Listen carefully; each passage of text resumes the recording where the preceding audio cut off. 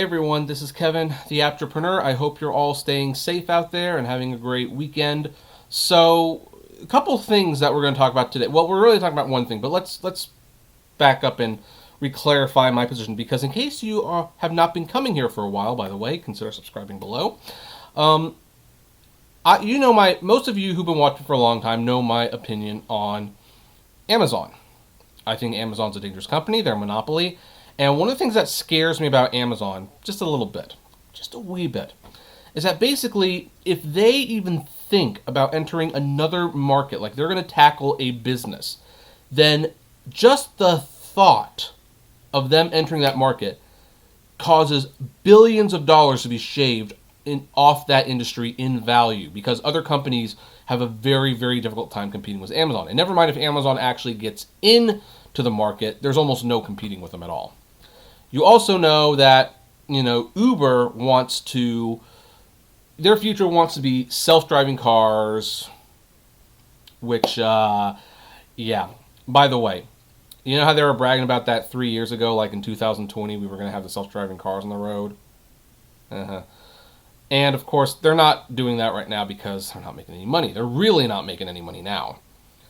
But the thing is, that is ultimately the long-term goal.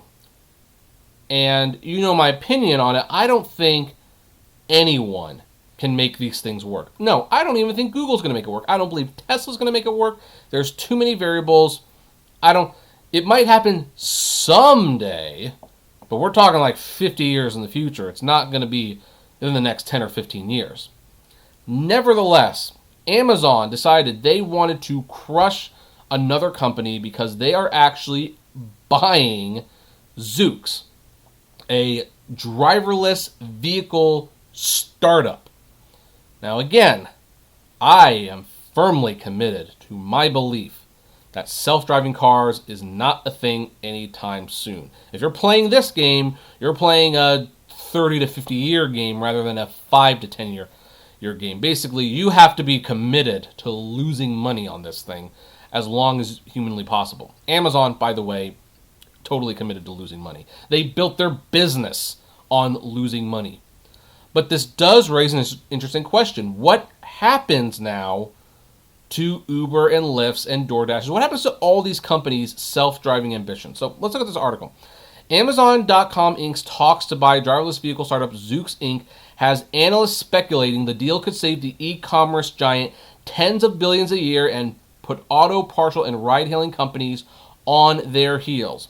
Shipping costs are one of Amazon's largest expenses and may reach $90 billion in the coming years. And as stated here, autonomous technology is a natural extension of Amazon's efforts to build its own third-party logistics network, Morgan Stanley's analysts wrote.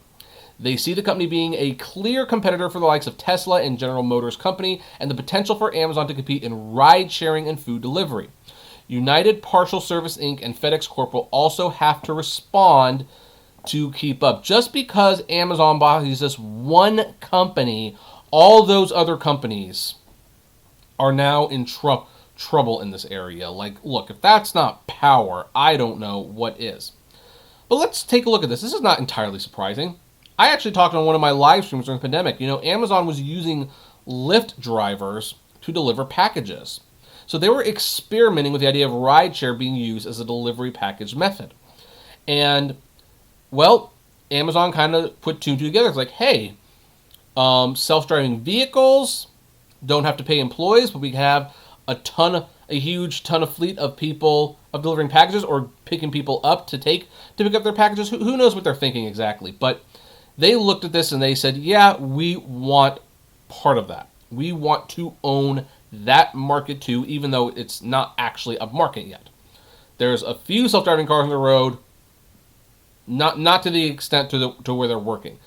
So here's my opinion on this. I'm the only reason I'm okay with Amazon buying this right now, in theory, is because it's not going to work. That's just the bottom line. And I know somebody say, well, Amazon can make anything work. It's like, yeah, have you seen their drones come out yet? People keep talking about the drones as if no, they're working on the drones. It's like they've been working on the drones for 15 years.